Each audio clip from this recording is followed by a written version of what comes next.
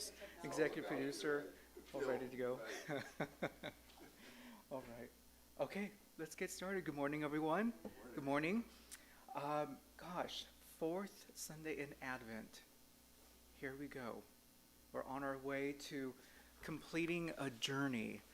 And so I really honestly have something that is short and sweet for us this morning, and that is to remind us where we're headed, particularly this coming week for Christmas Eve and Christmas Day. I find myself that I get very excited at the beginning of Advent for Advent 1, and I'm like, yes, this is the journey we're going to be in together as church, as an individual walking my own spiritual faith, as it does every single year. Good morning, welcome. We kind of lose touch as to what we're trying to do here, right? We lose touch as to what this journey is really meant to be for us. And it is a fulfillment. That is what the journey for 4 weeks in Advent is about. We are anticipating something, a new beginning, and then there is a fulfillment that we're going towards. And so what I wanted to do for us this morning is just kind of dive into what does that fulfillment look like, particularly when it comes from our tradition from an Advent journey to now a rebirth, a fulfillment that is accomplished. And how we're going to do it is through one of my favorite titles and authors, a New Testament scholar who is Jewish, and her name is Amy Jill Levine. And this is one of her books, Light of the World. It was published about 2 years ago. Highly recommend and commend that to you. It's a great read, not just necessarily during the season of Advent, but it is a particular set of lessons for us to remind ourselves that no matter where we are in our spiritual journey and faith, as we even say here at All Saints, the journey has to lead to something. It's just not looping us around and around without a certain purpose.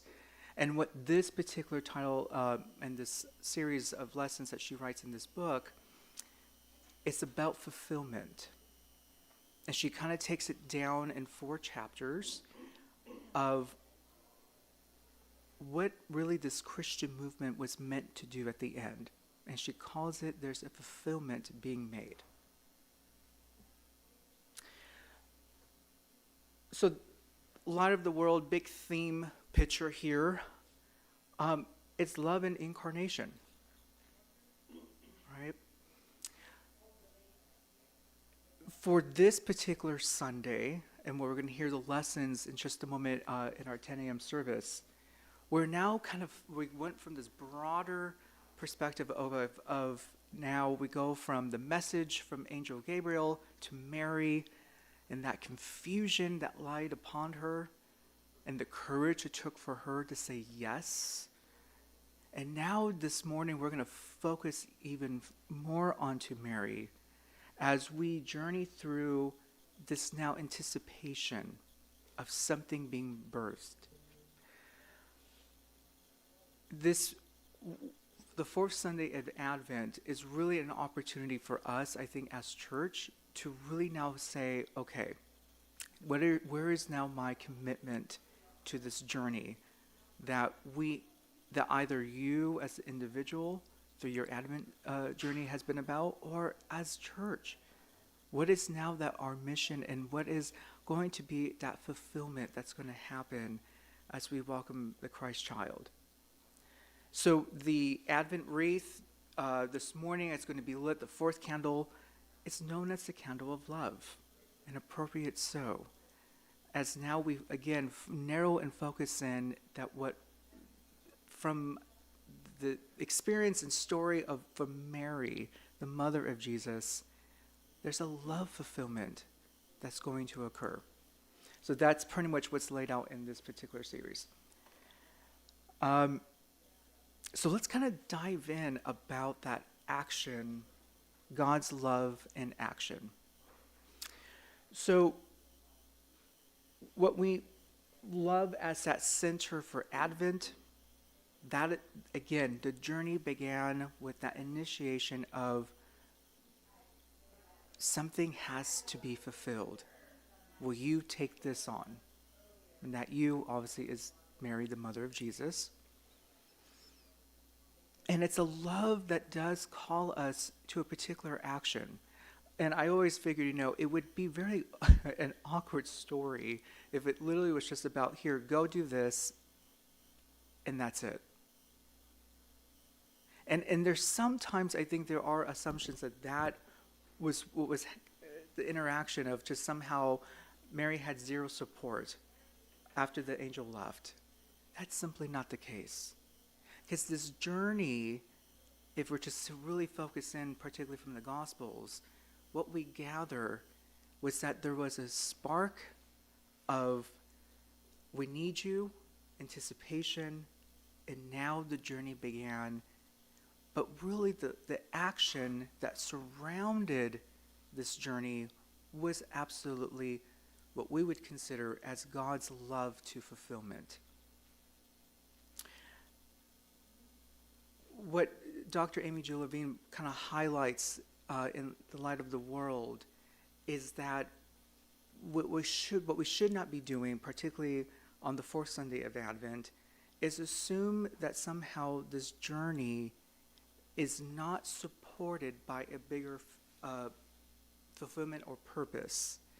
And that is why it's important for us, before we even go into the wonderful grand spectacular of Christmas Eve and Christmas Day, that we are reminded in the gospel this morning that there is absolutely a vision and a purpose that's being now fulfilled.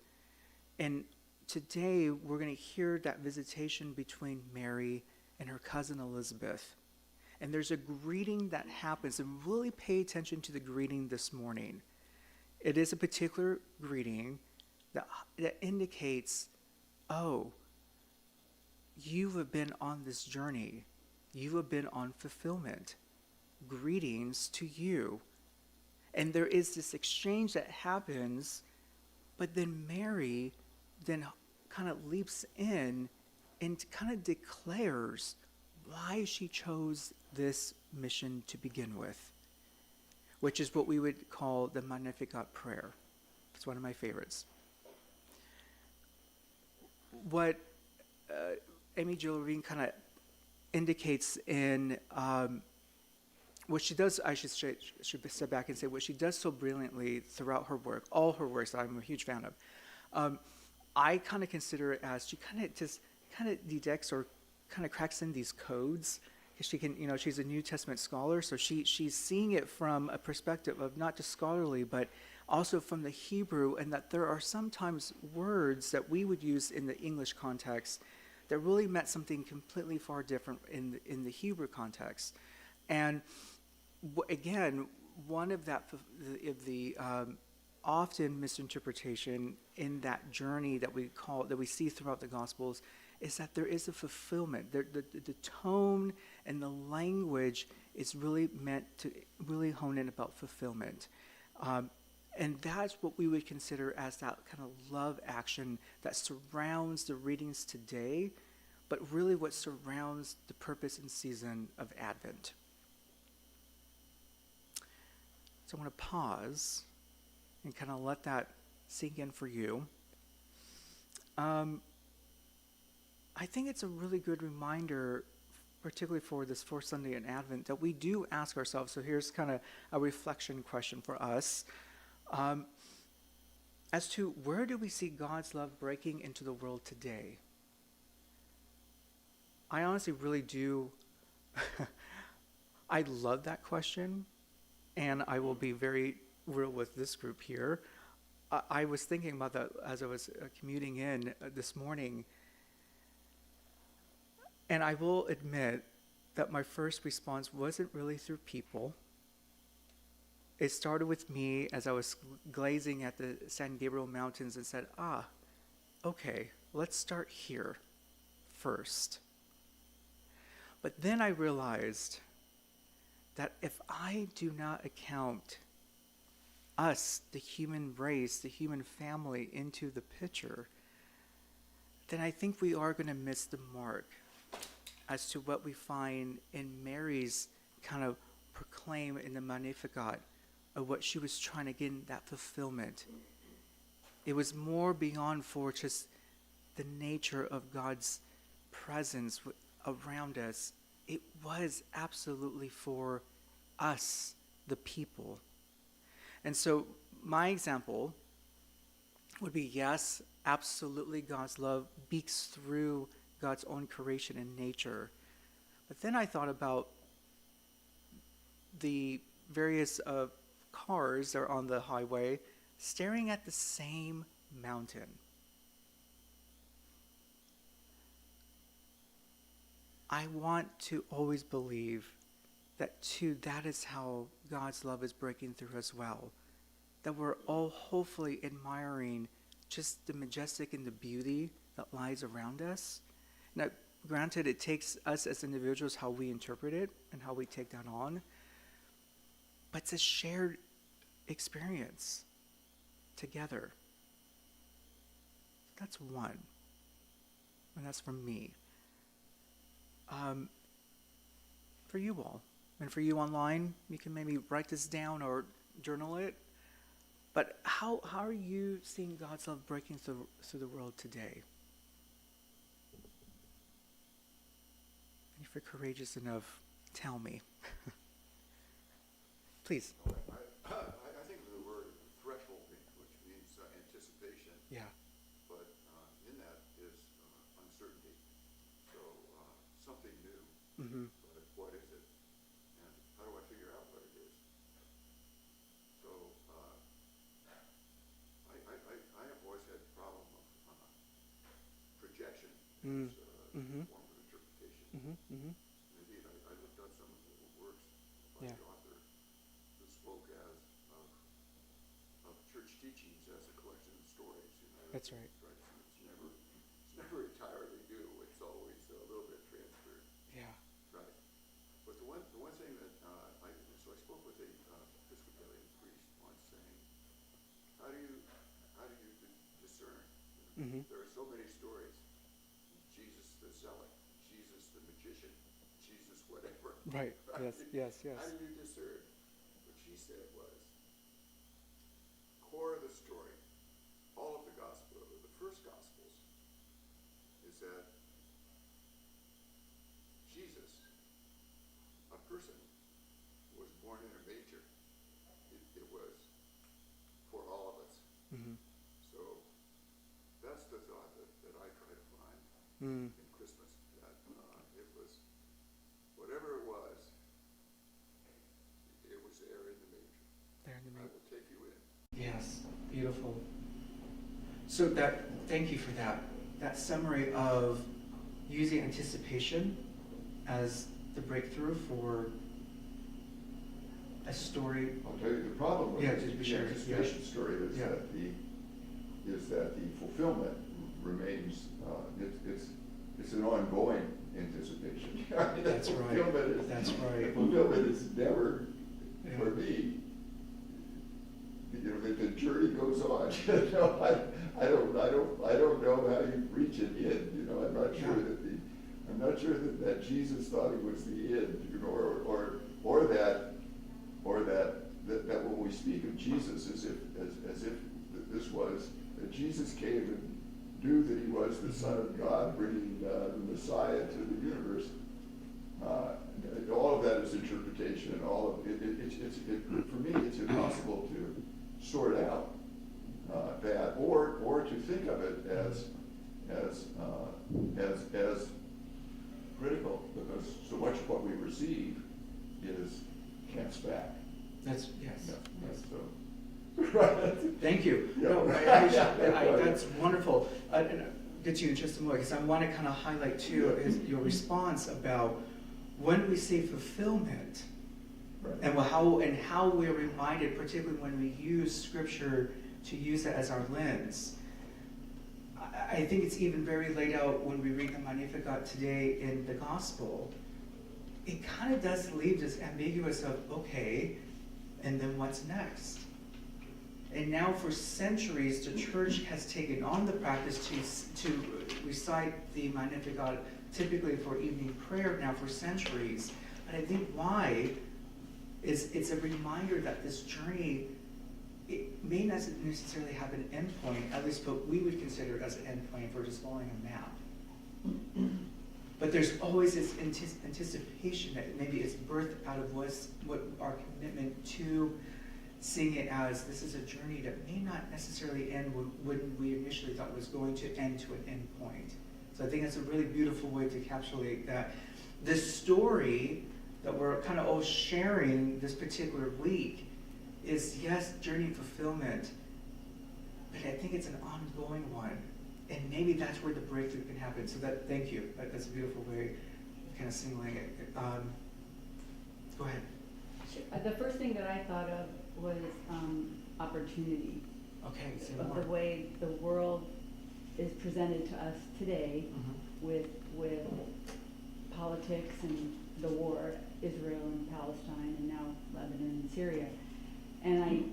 But what I mean is that ordinary people, especially here in this church, but many others, see the world and they are allowing like hope and love, like representing of the Advent candles, Yes. and the grassroots efforts that I see that smaller communities, all communities are doing to help the poor, to help the people of the Palestinians, to help Union Station. Sure.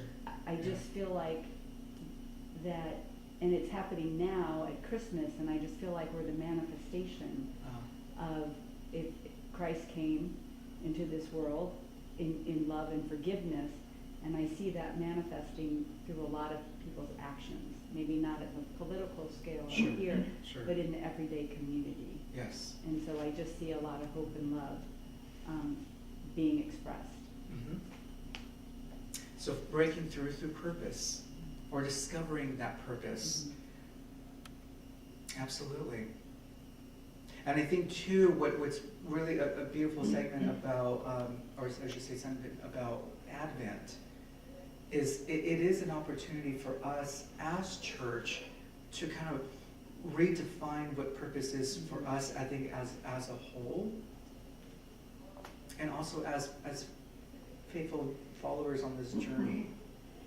So thank you for that. Yes, there has to be that purpose that can break through, or at least reminds us, right, that it's more than just doing our prayers and coming to actual church, finding that purpose to break through. So it goes with us. Beautiful. Thank you. Thank you for that. You want to? Yeah. Yeah. What she said. It's a good one. Yeah, Good response. I'm really feeling like God's love is breaking into the world through several communities that I'm part of, where love for each other, Yes. love for humanity in general, and looking at problems and saying, where am I called to serve? Yes. That just continues to give me hope for the wonderful people I'm privileged to associate with. Absolutely. Breaking through one another, right? That love breaking through us, exchanging that love and peace for each other. Wonderful. So another theme in the book, it's that light in the darkness. I think what's really another just kind of, I would call almost brilliant aspect of the Advent season is how it very much correlates with time, like literal time that surrounds us. It starts when we go into a time frame where it's now the darkness is longing and longer for us in time. And if we really are, to pay attention when we hit commonly the fourth Advent and the fourth Sunday in Advent, it happens pretty much aligned with the winter solace, right? There are various stories that kind of lead into Was that intentional? Did that just kind of happen out of the blue? What was that about? And there is a segment in this book where Amy J. Levine reminds us that to not get caught up as to why there may have been a determination for it, it's a story that is meant to, again, surround the notion of fulfillment. So, light of the world breaks through darkness. One kind of storyline with that is using actually the birth of Christ, the birth of Jesus himself.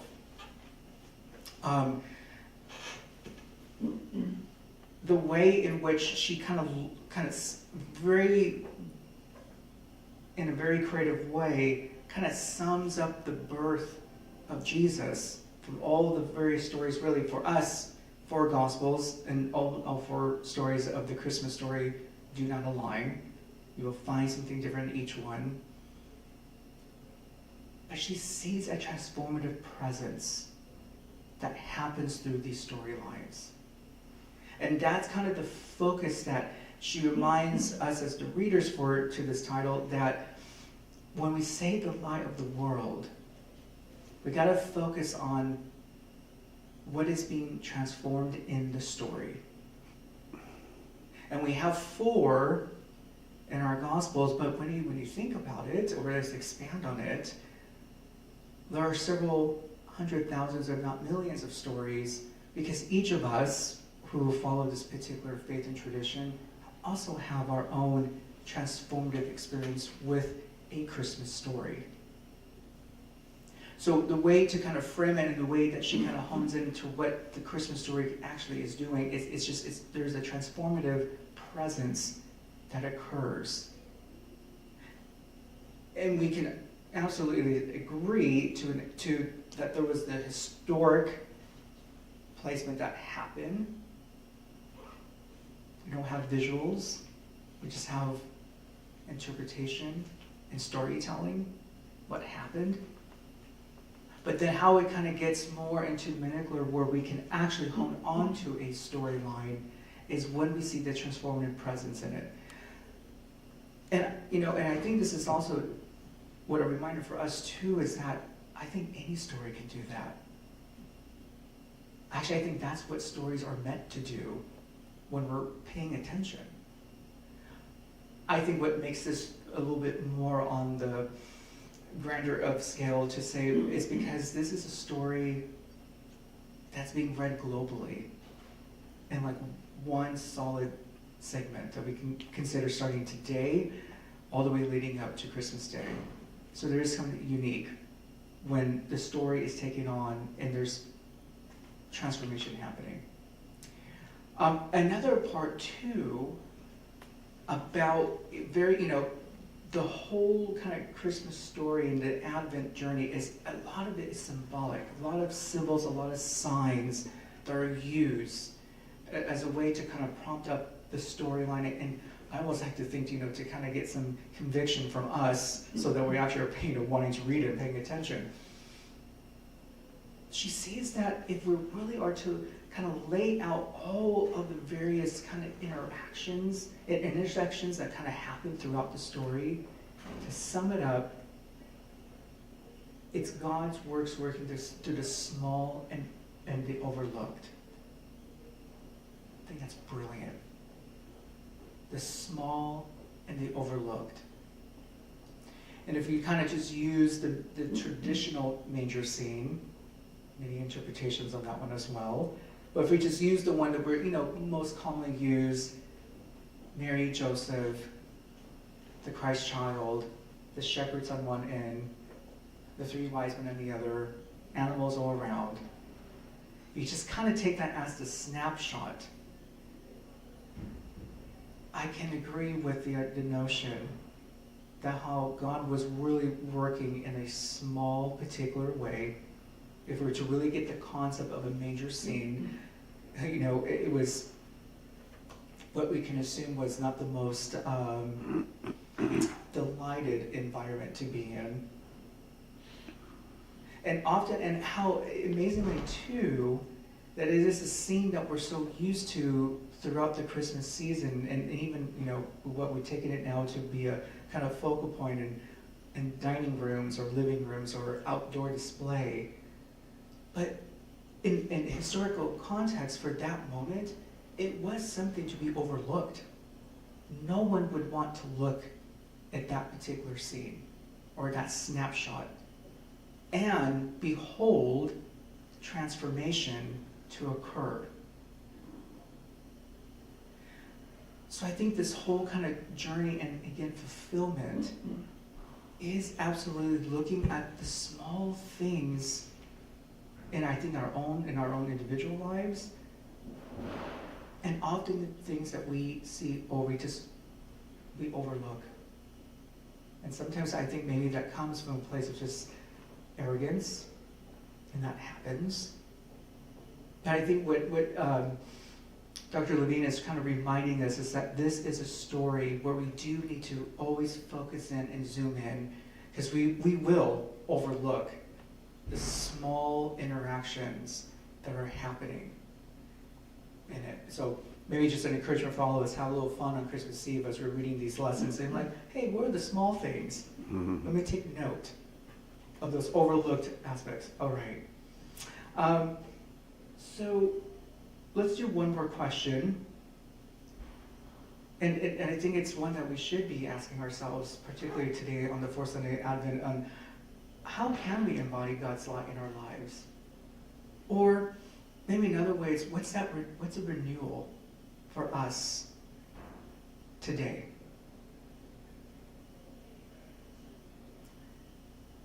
And I think it's a kind of rededication to the birth of this light that we're now kind of walking into in these next couple of days. And I think it's a really beautiful reminder for us that let this not be just a transactional experience in just coming to a Christmas Eve service or however we celebrate the great feast of Christmas. But could there absolutely be a rededication to this particular light? And I'm not necessarily going to ask you to share, because I think this is more of a personal response that we can have in our heart's, mind, and soul. But I encourage you to kind of think about what is that rededication or that finding that purpose of that light.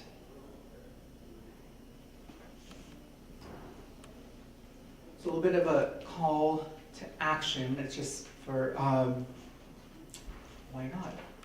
As we're on this fourth Sunday of Advent. So light of the world. So two things. So we can say, extends radical love and hospitality to others. That's what this candle is really meant to be a purpose for.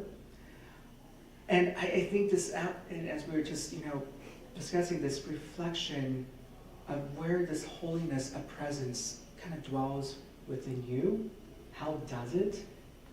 And in the people around you, the places in which we find ourselves in these next couple of days, finding a real sense of that presence. And one of the kind of layer of the Magnificat that we should not be ignoring, and so hopefully you can hear it this morning, or you can hear it throughout the Christmas season, because it is recited more than once. There is also this call to justice. And that is, let me just say, the core of Mary's song, the Magnificat. It is a lullaby to justice. And it was in that moment the purpose of, she is still pregnant. She knows what she's going to give birth to, but it's still unclear to what that fulfillment is going to be like. And we can say now, 2,000 years later, we're still on that journey of using this light, this birth of light. What is the fulfillment now for us in this time? Because it is on that continuum. This is how the story works for us.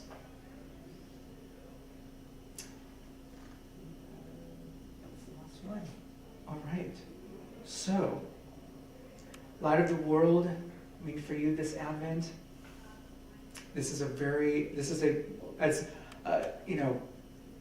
we take on the different reflections of Advent and what it means, and as we kind of come to its conclusion, my hope for us is that we really do take time today and tomorrow, and as we kind of, again, walk into the Christmas celebrations, that we do find ourselves more reflective, contemplating on what is this light?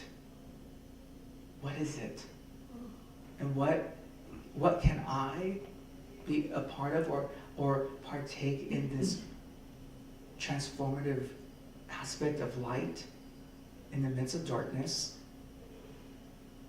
And ultimately, as we were reminded today, what is this story trying to tell me? It's a story. There's fulfillment, and it's still on a journey for you and I. So that's all I got. So any questions or current reflection questions before we close? Please. Yeah. I have a problem with with dealing with the collection of stories as the framework of religion. Mm-hmm. And my problem is that the coming of the light means so many different things to so many different people. Yeah. You know, the phrase that I always liked was George Regis's, take my heart, Lord, set it on fire. But so much is going wrong with people's hearts set on fire. Mm-hmm. And so many people take the light as a crusade for a particular point of view. Sure. Right? Yeah. Often leading to destruction of Gaza, for example, or hatred for people with people in different places in the sexual spectrum. And they take it in all seriousness and in all sincerity and in all sense of authenticity, of personal vision. That what it means to me is whatever, and I'm willing to fight for it, and I commit myself to it, and whatever cost. Mm-hmm.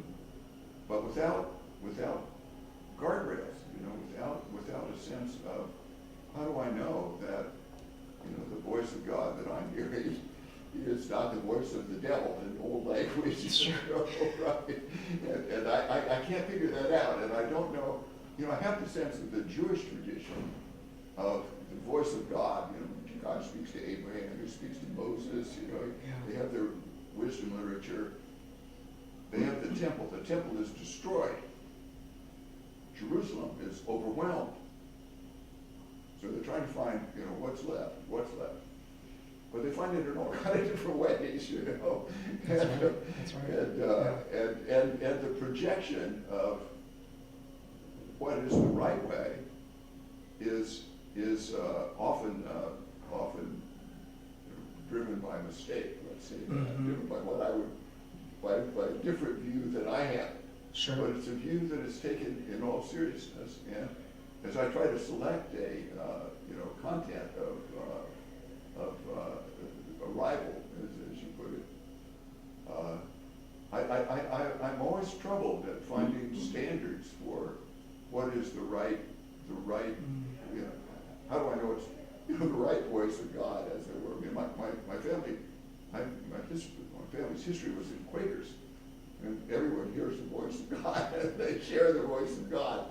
Yeah. And happily, the Quakers believe in peace, but other religions hear the voice of God and don't believe in peace. and so I'm trying to find some way of sorting the stories. How do you know which stories are the stories that not only reflect your own projection? It's the idea that if God is a projection, then He's just me. Mm-hmm. And I have trouble finding my way through that. Sure. Yeah. Well, gosh, that could be another hour.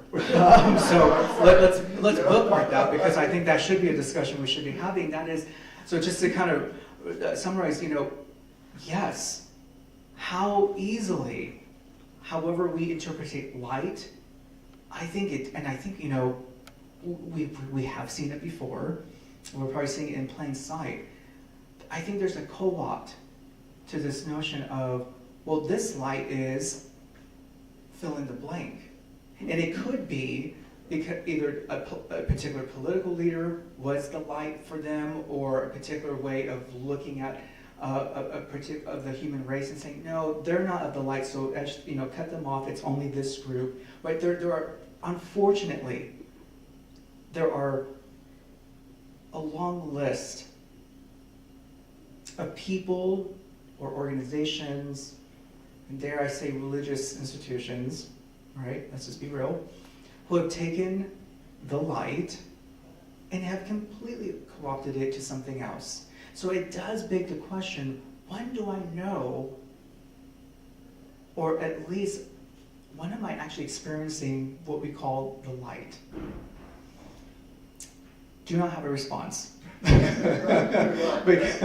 because I think the best approach, and though thank you, because I think that is a reminder that it's just, we do get into the habit of the ritual, lighting the candles, we have the festive music, and it's grand, it's beautiful, it does absolutely do something to us, I think, just as humans, and to our soul, and to our mind, and our spirit, and may we not ever let that go. And I think it's wise to say that this journey that we do find ourselves on, and that could just be the journey of life. Just let's not get, enmesh or project ourselves to the Christmas story at the moment. Just kind of step back and saying, even in our own individual journeys, we all know when we either we stirred ourselves wrong in the wrong direction, or the people around us convinced us to go one path and it did not feel right. So maybe my little minor response to it is more of a somatic kind of response. I think I know sometimes, I don't know about you, but I know I just feel it in my body when something just doesn't feel right.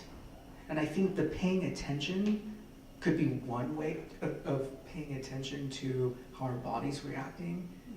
I'm not saying that's the full solution to what we, about, gosh, what happens if this light is co-opted or just messaged really awful, right?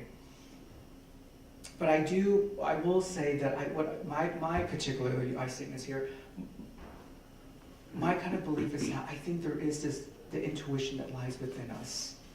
And I wonder if that is also something we have to pay attention to, and to come back to Mary and her proclaiming of her birth of Christ that we're going to read in the gospel this morning. I wonder if that was her intuition as well. I tell you, I meditate on this Magnificat often. And I try to, what would it be like for Mary to say it in that moment?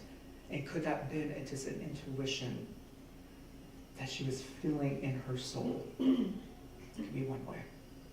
So thank you. All right. Well, off we go. Our Advent journey continues on, and we lead on to Christmas. So thank you. I hope this was a kind of time to pause, just to kind of do that reflection and refining the purpose of this journey we're on. And let's keep telling the story, listening to the story, and then paying attention to how we respond to it. All right. Good to be with you all. To those online, hello. And have a good, blessed Advent and soon to be Christmas season. Blessings to you all.